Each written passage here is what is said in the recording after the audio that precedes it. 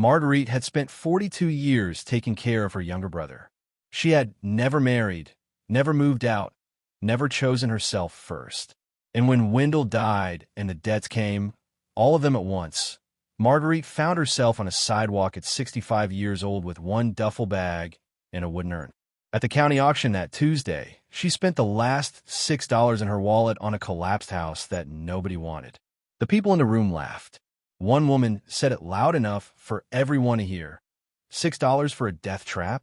3 weeks later, those same people had their answer. Because what Marguerite found in that basement, something her father had sealed there before she was even old enough to remember his face, didn't just change her situation. It changed everything she thought she knew about the man she had been told to forget and about herself. Before we jump back in, tell us where you're tuning in from. And if this story touches you, make sure you're subscribed, because tomorrow, I've saved something extra special for you. If you've ever sacrificed everything for someone you loved, hit that subscribe button right now and stay with us. Every week on this channel, we tell the stories of women who prove that no act of love is ever wasted. Now, let's begin. There's a particular kind of life that does not appear in photographs or ceremonies, the life of the woman who stays. Not because she had no other options, not because she lacked intelligence or capability or the desire for a different shape, but because the person who needed her was there, and she was the one who could carry it. And over the years, the carrying becomes the architecture of her days, so completely that she can no longer remember what the architecture was supposed to look like before. Marguerite Holloway had been that woman. She was 65 years old, and she had lived in the apartment on Sycamore Crossing for 38 years, which was longer than most marriages and longer than the careers of every doctor who had ever treated her brother and longer than the operating life of every car she had ever ridden in. It was in the particular mathematics of a life lived in service, almost 2/3 of the years she had been alive. She had moved into that apartment at 27 with her brother Wendell, 3 years after their mother Constance had died of a stroke at the kitchen table on a Wednesday in October, leaving behind a son who had been born with a condition that the doctors of that era had explained imperfectly, and a daughter who had been told, gently but unmistakably, that she was now responsible for what their mother had been responsible for before. Wendell had been 23 then, a man in body and a child in many of the ways that mattered, with a mind that had stopped developing somewhere around the age of 8, and a heart that had never stopped being grateful for the sister who had explained the world to him every day of his life. Marguerite had not planned to take him. She had planned, in the abstract way of a young woman in her mid-20s with a degree in library science and a part-time job at the Cedar Hollow Public Branch, to build something of her own. She had planned to live in the city.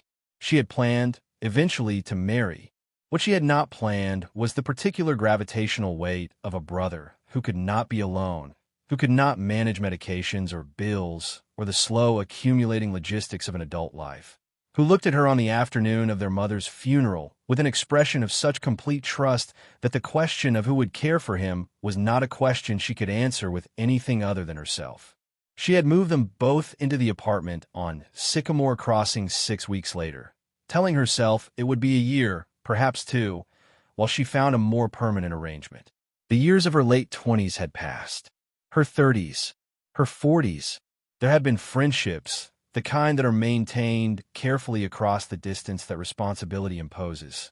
There had been a man in her early 30s, a quiet bookseller named Theodore Brennan, who had understood the situation and had been patient with it for nearly 3 years before the patience had run thin.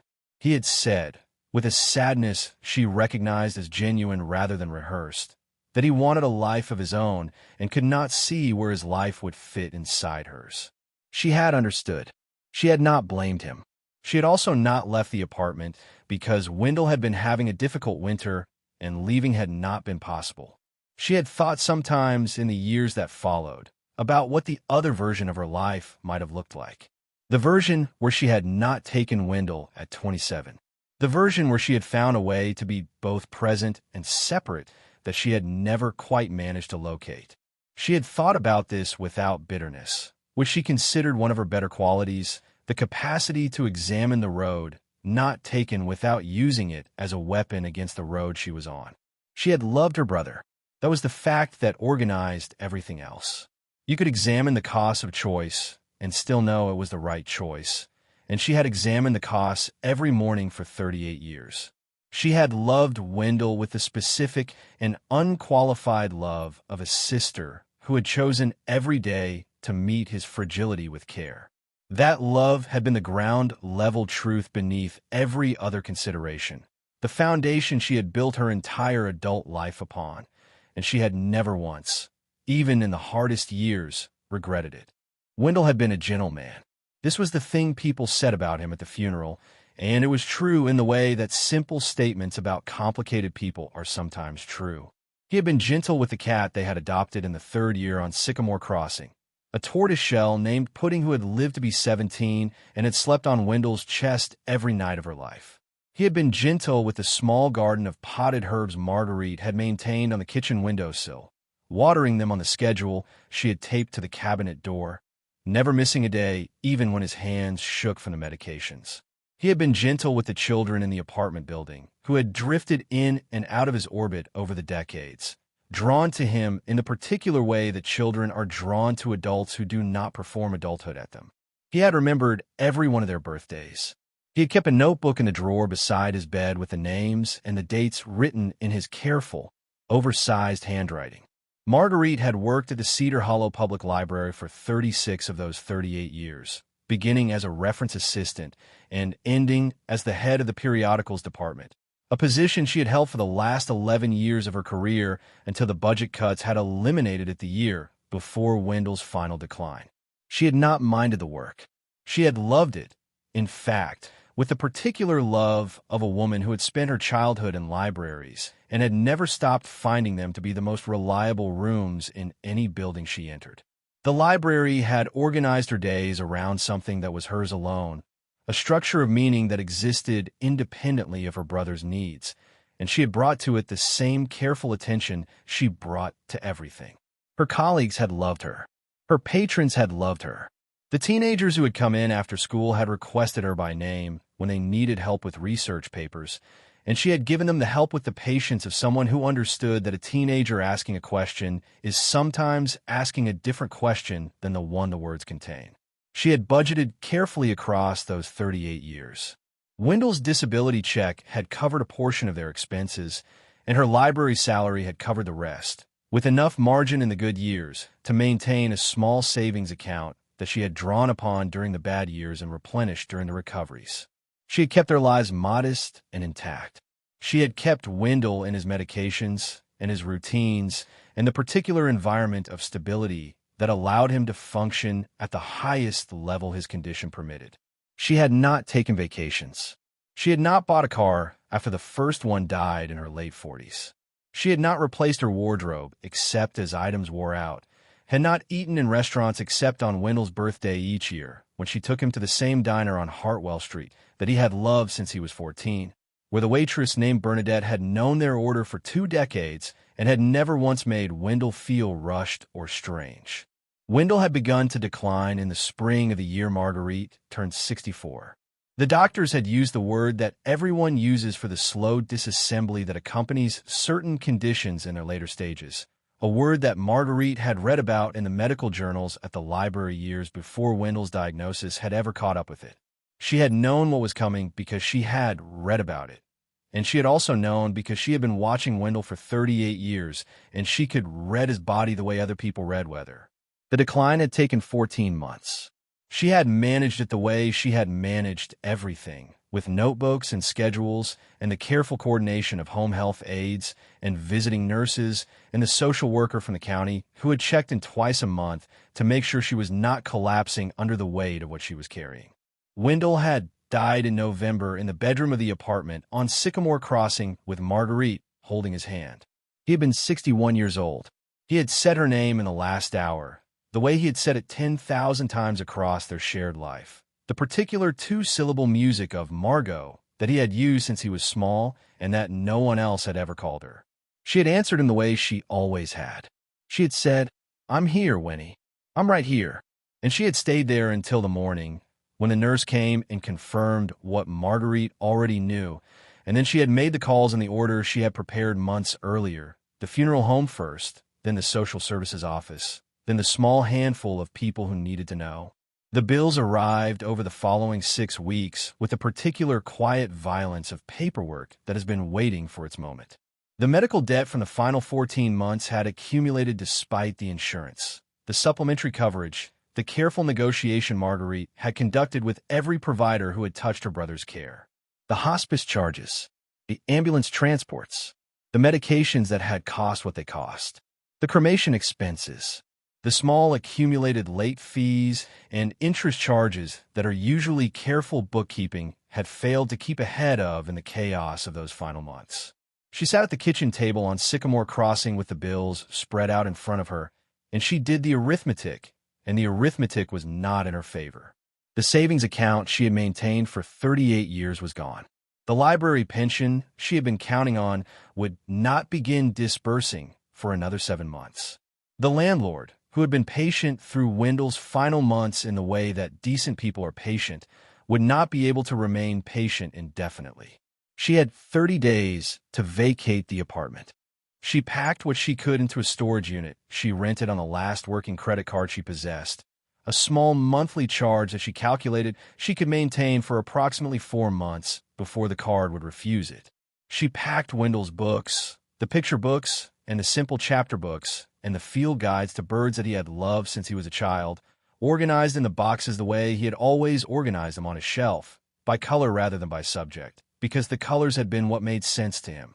She packed his collection of small wooden animals, the carved figures their grandfather had made for him before Marguerite was born, each one wrapped individually in tissue paper.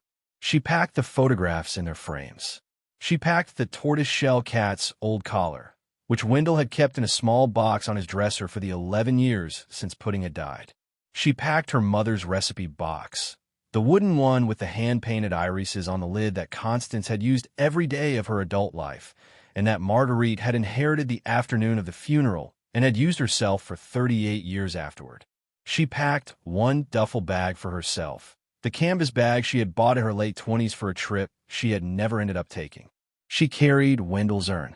It was a simple wooden urn, walnut, that she had selected from the funeral home's modest catalog because Wendell had loved the grain of walnut and had often run his fingers across the wooden table at the diner on Hartwell Street, as if the wood were a friend he was greeting. She had thought he would have liked it. She had thought, holding it in the funeral director's office, that this was the kind of small private decision that no one else would ever know about, and that she would carry the knowledge of it the way she had carried so many small private decisions across her brother's life. She stood on the sidewalk outside the building on Sycamore Crossing on a Monday morning in late September with the duffel bag at her feet and the urn in her hands and the address of the women's shelter 3 miles away written on a slip of paper in her coat pocket. She looked at the window of the second-floor bedroom where Wendell had died. She looked at the small window of the kitchen where she had made him 38 years of breakfasts. She picked up the duffel bag. She picked up the urn. She had always been good at beginnings, in the particular way of people who have had to begin many times. At 27, she had begun the life with Wendell. At 33, she had begun again after Theodore. At 51, she had begun again after their mother's house had been sold to pay off Constance's old hospital debts. And now at 65, she was beginning once more, picking up what she had, assessing what was available, making the next decision. She had been doing this her entire adult life. It had not failed her yet. She began to walk. The shelter on Linden Avenue was run by a Catholic charity and operated out of a converted school building from the 1920s, the kind of structure that retained the bones of its original purpose in the high ceilings and the long corridors and the institutional staircases that had once been climbed by children and were now climbed by women who had nowhere else to climb to. The intake worker was a black woman in her late 40s named Yolanda Pritchard, who had the manner of someone who had done this job for many years and had learned to focus on the available options rather than the closed ones. Yolanda had walked Marguerite through the paperwork with practiced efficiency, had assigned her to a shared room on the 3rd floor, had explained the meal schedule and the curfew and the small expectations that came with the bed she was being given. Then Yolanda had paused at the end of the conversation and had looked at Marguerite with the assessing attention of a woman who had read thousands of intake forms and had developed a sense for which clients needed practical information and which needed something more. "There's an auction on Thursday," Yolanda had said. "County property. Tax delinquencies. Most of what comes up is bought by developers, but every once in a while something goes cheap. I've seen it happen twice in the last 5 years. It's a long shot, but you're the kind of person who can recognize a long shot when she sees one." Marguerite had appreciated the honesty, the particular quality of not being managed or protected from the truth. She had spent 65 years receiving honesty from the people who cared about her, and she had learned to value it above comfort. Comfort that requires dishonesty is not comfort. It is postponement. She had written down the date and the address on the same slip of paper that held the address of the shelter. She had thanked Yolanda. She had gone upstairs to the assigned room and had placed the duffel bag at the foot of the bed and had set the urn on the small table beside it, where the afternoon light came in through the high window at an angle that reminded her, briefly, of the kitchen on Sycamore Crossing. She went to the auction on Thursday morning with $6 in her wallet. This was not a metaphor or a simplification. She was not a woman who reached for metaphor when the literal facts were already doing the necessary work. It was the actual counted amount remaining after the bus fare to the social services office, the small contributions required for the shelter's communal expenses, the cost of the photocopies of the documents she had assembled for the housing applications she had been submitting without result. $6 in a wallet that had been, not very long ago, the wallet of a functioning adult life. She put the wallet in her coat pocket. She took the bus to Court Street. Preparing and narrating this story took us a lot of time. So if you're enjoying it, subscribe to our channel. It means a lot to us. Now back to the story. The Hollister County Administrative Building was a low brick structure on the west side of Court Street that had been built in the 1970s with the particular institutional optimism of that decade and had been maintained since then with the diminishing budgets of every decade afterward. The basement meeting room held approximately 50 people when Marguerite arrived, mostly men, mostly in the casual professional dress of people who did real estate as a business and who came to the monthly auctions with notebooks and tablets and the unhurried confidence of buyers who knew exactly what they were looking at. There were a few women in the room as well, professional bidders who carried themselves with the same efficient attention. Marguerite took a seat near the back, in a folding chair beside the wall, and she opened the small folder Yolanda had given her that morning, which contained the auction listings and the registration form she had filled out at the front desk. She had not slept well the night before.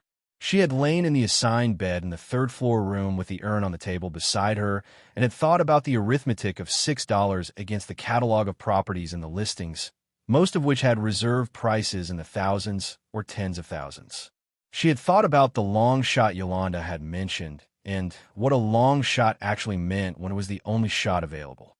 She had thought about Wendell, the way he had always trusted her to find the next solution, the way that trust had been the structure she had built her life inside, and how strange it was that she still felt his trust now. On the night before she went to bid on a property she could not actually afford with money she did not actually have. The properties were presented in numerical order. Marguerite watched the first 22 lots move through the room with the rhythm of an established practice. Most went quickly to bidders who had clearly researched them in advance. A few attracted competitive bidding that drove prices upward in the particular escalation of investment buyers recognizing value. A handful failed to attract any bids at all and were withdrawn. The auctioneer was a heavy-set man named Donovan in a gray suit who conducted the proceedings with the patient efficiency of someone who had done this job for many years and had developed an entirely matter-of-fact relationship with the human dramas that occasionally surfaced in his auctions. The 23rd lot was 87 Birchfield Lane. The photograph projected on the small screen at the front of the room showed a 1.5-story wood frame house that had been at some point in its history a modest but solid structure. What was now was a catalog of accumulated abandonment. The roof had partially collapsed on the eastern side, the tarp that had been placed there at some unknown point having long since failed. The front porch had separated entirely from the main house and was sitting at an angle that suggested it would not survive another winter. The siding had been stripped in places by weather and by salvagers, exposing the underlying frame in patches that ran from the foundation to the gutter line. The yard was a small forest of opportunistic vegetation, sumac, and elderberry, and the particular ground cover weeds that take over abandoned lots within 3 years of neglect. The auctioneer described it, reading from his notes, as a property requiring complete structural rehabilitation prior to any habitation, with significant questions regarding the integrity of the foundation and the continued viability of the existing structure. The starting bid was set at $200. No one moved. Donovan lowered it to $100. Still nothing. $50. The room had the particular silence of a property that everyone had already decided not to buy, the kind of silence that comes from collective recognition that the cost of acquisition would be the smallest expense of any project that started with that house. $25. A few people shifted in their seats with the discomfort of people waiting for someone else to do the thing they were not going to do. $10. A woman in the second row, whose face Marguerite could not see clearly, made a sound that was the compressed version of a laugh. $6. Marguerite raised her paddle. The room turned.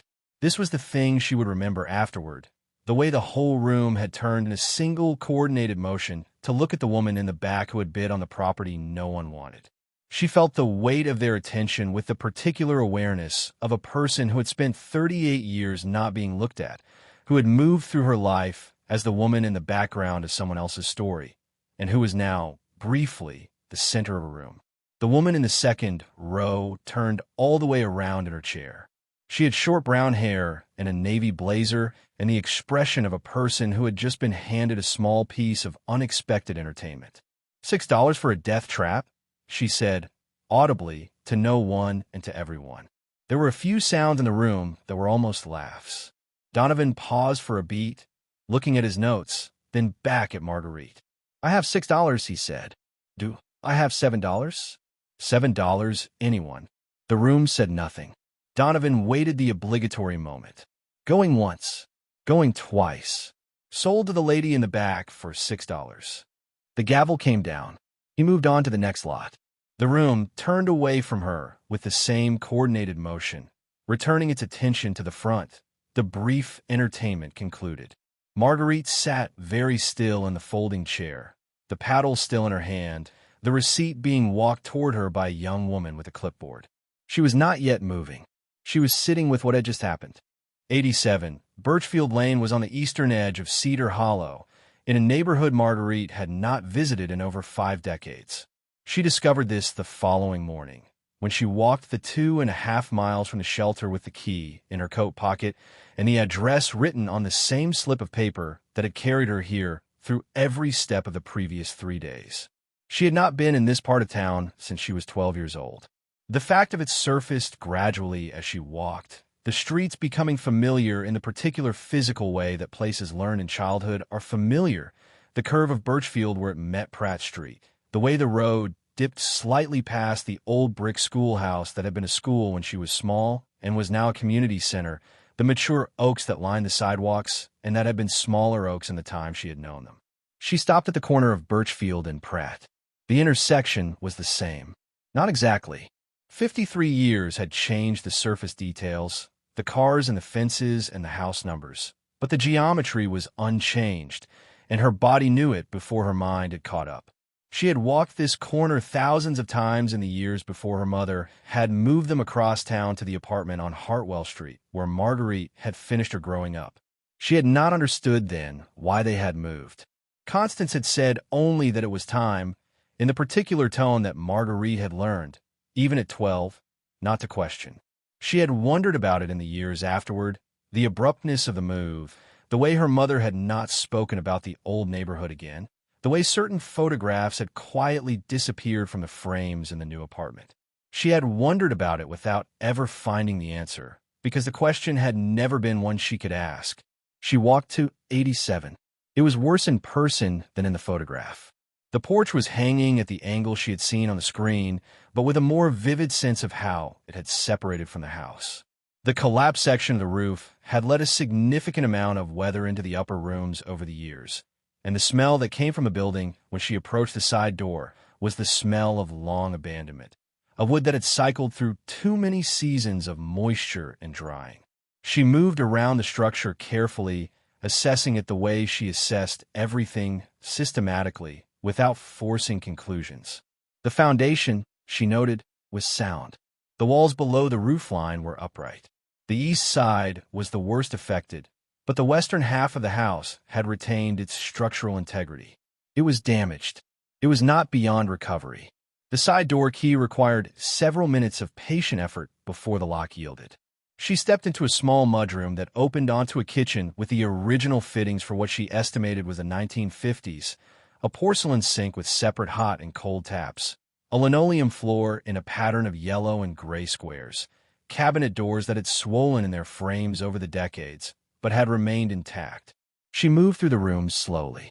The living room, the small dining room, the narrow staircase to the second floor, which she did not yet attempt. The single bathroom with its clawfoot tub that was, somehow, still in place. The bedroom on the ground floor with its small closet and its window that looked out onto the overgrown side yard. The door to the basement was in the kitchen, beside the pantry, painted the same yellow as the cabinets, and almost invisible against them.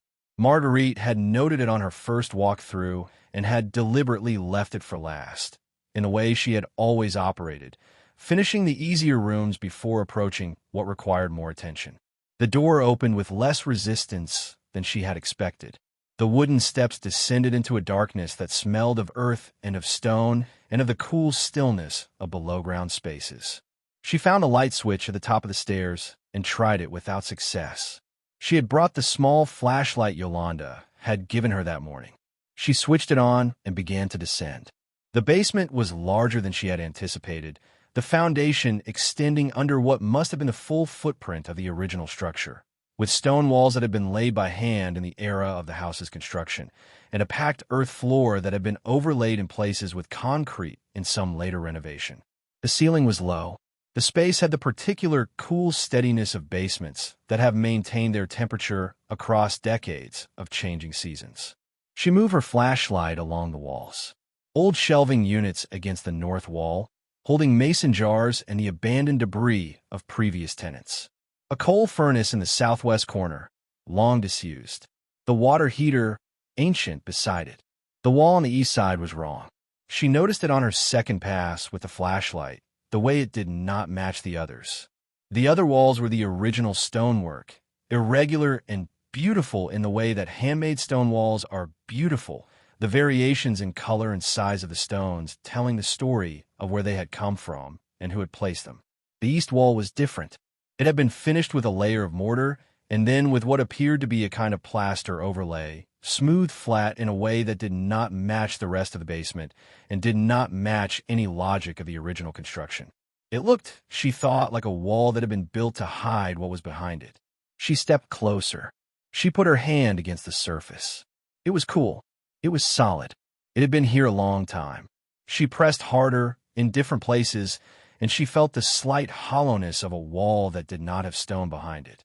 She returned the next morning with a hammer and a small pry bar she had purchased at the hardware store on Pratt Street, with 3 of her remaining dollars, which she had calculated against the certainty that whatever was behind that wall mattered more than the cost of the tools required to reach it.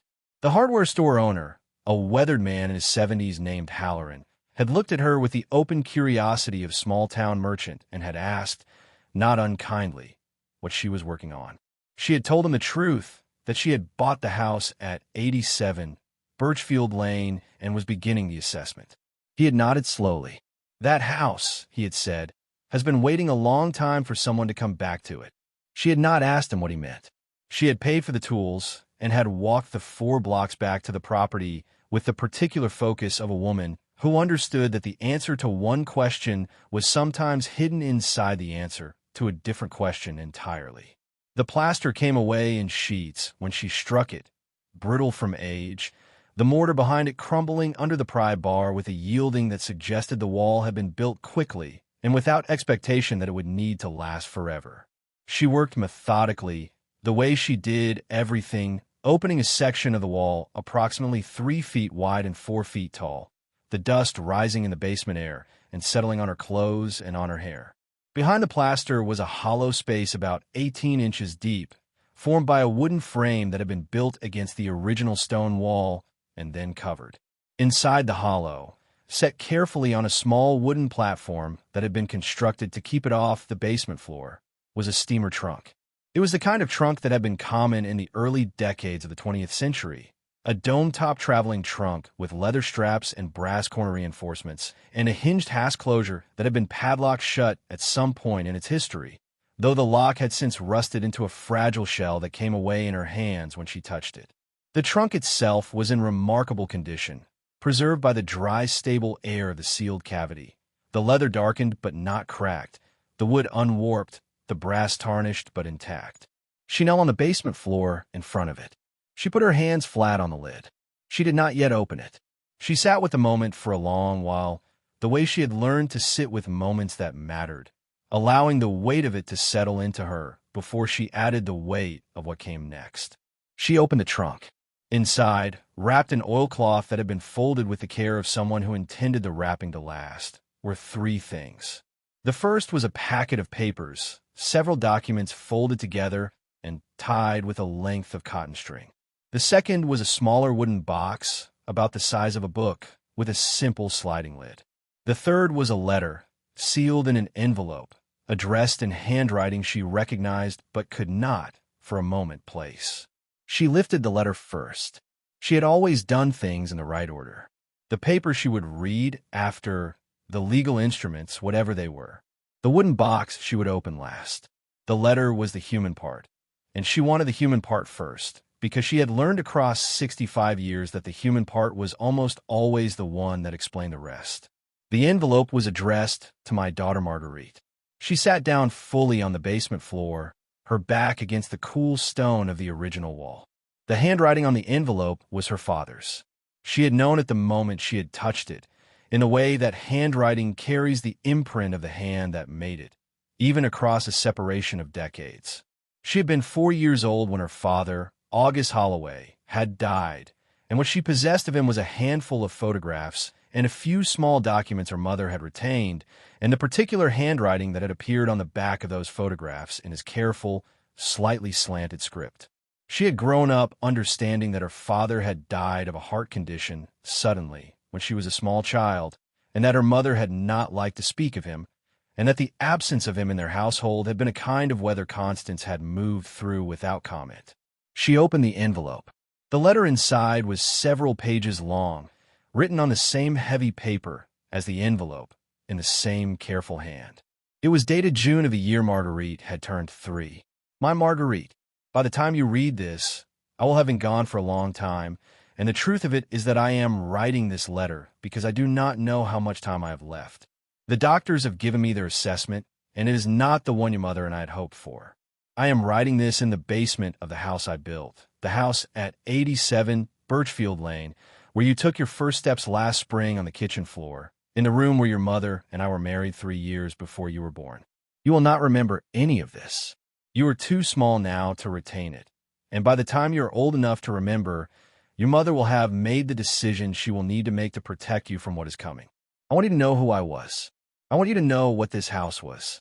I want you to know what I have done in these last months to make sure that one day, when you need it, what was always yours will be there for you to find. The letter went on for 7 pages. August Holloway had built the house at 87 Birchfield Lane with his own hands in the years before he had married Constance, beginning the framing in 1953 and finishing the interior in stages across the 4 years that followed, doing the work in the evenings and on weekends while he held a daytime job at the Cedar Hollow Railroad Freight Office. The land had been his father's and his father's father's before him, a small parcel that had been deeded down through 3 generations of Holloways from the original 1887 land grant. He had built the house intending it to be the place where he would raise his family, and he had raised the early years of that family inside it. Marguerite had been born in the upstairs bedroom. In the spring of the year, her parents had finished installing the second-floor fixtures. What the letter explained, in the careful and unhurried prose of a man who knew he was running out of time and refused to rush the telling of what mattered, was that August had been diagnosed with the same hereditary heart condition that had killed his own father at 41 and his uncle at 38, and that the doctors had given him a window of months rather than years. He had known by the time Marguerite turned 3 that he would not live to see her grow. And he had set about, in the months remaining to him, making certain that his daughter would never be without a foundation, even if his absence and the financial strain of his medical care and the difficulty of his death rendered every visible foundation impossible. He had transferred the deed to the property into a trust structured with deferred tax obligations, naming Marguerite as the sole beneficiary and Constance as the trustee, with specific instructions that the property be allowed to lapse into delinquency rather than be sold to cover his medical debts. He had sealed the trunk in the basement wall in the final weeks of his life, with the original deed and the trust documents and the letter, knowing that the property would eventually go to county auction, knowing that the price would eventually fall to something his daughter could afford, knowing that if Constance and Marguerite were ever in genuine need, the house would be there to be reclaimed. Constance had known. This was the second truth, and Marguerite read it twice before she absorbed it. Her mother had moved them out of the house when Marguerite was 12 because she could no longer afford the property taxes and because she had wanted to protect Marguerite from the slow public failure of the property as it deteriorated. She had honored August's instructions. She had let it lapse. She had never spoken of it because the speaking of it would have required the explaining of August's death and of the medical debts and of the particular calculus by which a young widow had decided to trust her dying husband's plan for a moment that was 50 years in the future. Constance had carried the secret of the trunk for the rest of her life. She had died at the kitchen table on Hartwell Street with the secret intact, trusting that her daughter would find her way to it when the time came, the way August had trusted that the trunk would wait. The smaller wooden box contained a photograph. It was the only photograph of August holding Marguerite as an infant that had ever existed, taken in the kitchen of the house at 87 Birchfield Lane, with August seated at the table in a white shirt and Marguerite in his arms and the morning light coming in through the window behind them. She had never seen this photograph before. Her mother had kept it in the trunk because her mother had not been able to keep it in the apartment without breaking. Marguerite sat on the basement floor of the house her father had built and looked at the photograph of the man she had not remembered holding her, and she understood, with a completeness that took her breath, that she had been loved into existence by a person whose love had outlasted his life by more than 6 decades and was reaching her now, in this basement, on this morning, exactly when she needed it. She told no one immediately. The information was too large to share before she had walked around inside it. She returned to the shelter that evening and sat in the common room with the other women and listened to the ordinary conversations of people managing difficult circumstances, and she did not speak of what she had found. She needed to carry it alone first. The way her mother had carried it alone, the way her father had carried it alone in those final months, the way the trunk had carried it alone for 62 years in the dark of the sealed wall. The restoration of 87 Birchfield Lane took 13 months. Yolanda connected her to the same county rehabilitation program for historically significant residential properties that had served other women in similar circumstances, and Marguerite qualified on the basis of the house's age and its original 1953 construction, which the county had designated worth preserving. The loan was approved in November. The contractor she hired was a man named Silas Okafor, a Nigerian immigrant in his early 50s who had moved to Cedar Hollow with his wife and 3 daughters 15 years earlier, and who had built a quiet reputation for the kind of careful restoration work that respected what old houses had originally been. Silas walked the property with her on the morning of his first visit and had stopped in the basement, in front of the section of wall she had opened, and had said, with the particular respect of a craftsman recognizing the work of another craftsman, "Whoever built this house, ma'am, knew what they were doing. The bones are good. We can bring her back." The structural work came first. Silas and his small crew rebuilt the porch, replaced the collapsed eastern section of the roof, repaired the foundation in the 2 places where it had begun to settle, and restored the original siding using salvage board from a demolition project Silas had worked on the previous year, matching the grain and the era so that the restored sections were indistinguishable from the original ones. Then the interior. Marguerite did much of the inside work herself, more than Silas had expected, in the way of a woman who had spent 38 years managing complicated situations on limited resources and had developed both the patience and the manual competence for sustained physical labor. She stripped the floors herself across the winter and early spring, working room by room on her weekends, and on the evenings when the library work she had taken back up part-time at her old branch did not require her.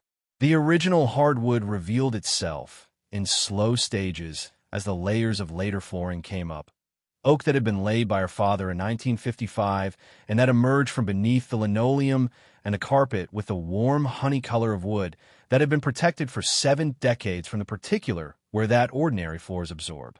She plastered the walls herself, badly in the first room, in the way of someone learning a skill without prior instruction, and then less badly as she understood what the material needed, and finally with the unself-conscious competence that arrives when something learned through repetition becomes something the hands simply know. She painted every room herself, choosing the colors with the unhurried attention she brought to all decisions. Soft cream in the kitchen, a pale green in what would become the main bedroom, a quiet blue in the small room she had decided would be her reading room, the room where she would put the chair she had bought at an estate sale, and the small bookcase she had carried up from the basement. She refinished the kitchen cabinets her father had built, sanding them down to the original wood, applying a clear oil that brought out the grain he had selected almost 70 years earlier, and rehanging them on the original brass hinges that she had cleaned one at a time at her kitchen table over the course of 3 winter evenings.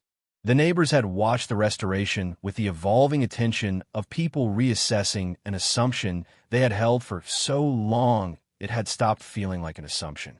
The house at 87 had been the established eyesore for longer than most of them had lived on the block. They had watched her arrive in October with the duffel bag and the urn and had drawn their conclusions in the way of neighborhoods, noting what they saw and maintaining the assessment without updating it. By April, the assessment had begun to revise itself. By July, it had revised completely. The man who lived 4 doors down, a retired postal worker named Russell Mendoza, who had been the most visibly skeptical in the early months and whose comments had drifted across the front yard during the spring with the assumption that she could not hear them, came to the edge of her property on a Saturday afternoon in August. He stood there with his hands in his pockets, watching her work on the side bed beside the fence. Then he said, with the awkwardness of a man making a first gesture toward a different position, "That's coming along real nice, ma'am." She looked up. She looked at him with the direct attention of a woman who had been reading situations accurately for 65 years. "It is," she said. He nodded. He went back to his house. She went back to her work. The woman from the auction came to her door once. This was in late June, on a Wednesday afternoon, and Marguerite had been on the front porch sanding the spindles of a railing she had decided to restore by hand rather than replace. The woman was the same woman who had said the words about the death trap in the basement of the county building, the woman in the navy blazer with the short brown hair, and she stood at the foot of the porch steps with the awkward expression of a person who had come to do something difficult and was discovering it was more difficult than she had anticipated. She introduced herself. Her name was Patrice. She said she had not been able to stop thinking about Marguerite, about the auction, about the things she had said that she should not have said. She said she had driven by the house twice in the spring and had seen the work being done, and she had finally decided she needed to come and apologize. Marguerite set down the sandpaper. She wiped her hands on the canvas apron she had been wearing. She looked at Patrice for a long moment with the clear assessment of a woman who had been the object of careless words many times in her life and had developed her own relationship with them. Then she said, gently, "You are forgiven. The next time, in any room, before you say a thing about a stranger, ask yourself what you do not yet know about her." Patrice nodded. Her eyes were full. She left without saying anything else. Marguerite went back to her sanding. She placed Wendell's urn on the mantel above the fireplace in the small living room. On a shelf she had cleared and refinished specifically for it. She placed her father's photograph, the one of him holding her as an infant in the kitchen of this house, in a simple wooden frame on the table beside the chair where she now read in the evenings. She placed the original deed and the trust documents in the drawer of the desk in her reading room, and she kept the letter from August in the small wooden box where she had found it, on the shelf beside her bed. She placed her mother's recipe box, the one with the painted irises, on the kitchen counter beside the stove, where Constance had always kept it on Hartwell Street, where it caught the morning light through the kitchen window and looked, in the warm cream of the painted walls, exactly the way Marguerite remembered it from her childhood. There had been one more instruction in the letter. Marguerite had read it many times by the late summer, and she had been saving this part for the right moment. In the way her father had saved the trunk for the right moment. In the way her mother had saved the secret for the right moment. There's a place along the side fence, August had written, where my mother planted lilacs the year I was born. They were old when I was a boy. They will be older when you find this. If they have survived, do not move them. If they have not, plant new ones in the same place. Lilacs come back. They are stubborn the way our family is stubborn. They simply need to be left in good soil and given time. The original lilacs had not survived. Marguerite had walked the side fence in May with Silas and had confirmed it. The bare ground where they had once been showing only the trace evidence of root systems long since finished. She had stood there for a long time on that May morning, looking at the empty space where her grandmother had planted lilacs in the year her father was born, the year 1928, and she had understood that there was something her father had not said in his letter that she now understood without being told. He had wanted her to plant the lilacs, not because the lilacs themselves mattered, but because the planting itself was a kind of message, a way of saying that the line of women who had stood in this yard and put things in the ground, intending them to last, was not finished, that Marguerite was the next one in that line, that the responsibility her father had left her was not only to receive what had been preserved, but to preserve something herself for whoever would come after. She planted the lilacs in September, 6 bare root cuttings along the western fence, working the soil herself with a hand fork she had bought at Halloran's store, and amending it with compost she had begun preparing the previous winter in the wooden bin behind the garage. She planted them on a Sunday morning. In the slow, careful way she had planted everything in her life, pressing each root into the prepared ground with the awareness that the planting was a decision not just for the next spring, but for decades of springs after it. They would not bloom for 2 years. She knew this, and she planted them anyway, because lilacs are stubborn the way our family is stubborn, and because she intended to be in this house for whatever years remain to her, and because some plantings are not for the gardener, but for the people who will come after. And Marguerite Holloway, at 65, kneeling in the dirt of the yard her grandmother had planted in and her father had played in and she herself had taken her first steps in, had begun, finally, to think about what she would leave behind. She finished planting in the late afternoon. She sat on the back porch step with a cup of coffee she had made in the kitchen her father had built, and she looked at the row of small bare root cuttings along the fence, and she thought about her father at 38, sealing the trunk in the basement wall, knowing he would not live to see his daughter find it. She thought about her mother at 36, leaving this house with a 12-year-old daughter and a secret she would carry to her grave. She thought about Wendell, who had loved this kind of afternoon, who would have sat beside her on the step and watched the light move across the yard, and would have been content in the particular way he had been content in every quiet hour of his life. She thought about Theodore Brennan, briefly, the way she sometimes did, and she found, as she had found for many years now, that the thinking of him no longer carried any sharp edges. She had loved him. She had loved her brother more. She had made the choice she had made, and she had no regrets, and the absence of regret, she had come to understand, was its own kind of gift. She had never been without. She had simply not yet known what she had. Up next, you've got 2 more standout stories right on your screen. If this one hit the mark, you won't want to pass these up. Just click and check them out. And don't forget to subscribe and turn on the notification bell so you don't miss any upload from us.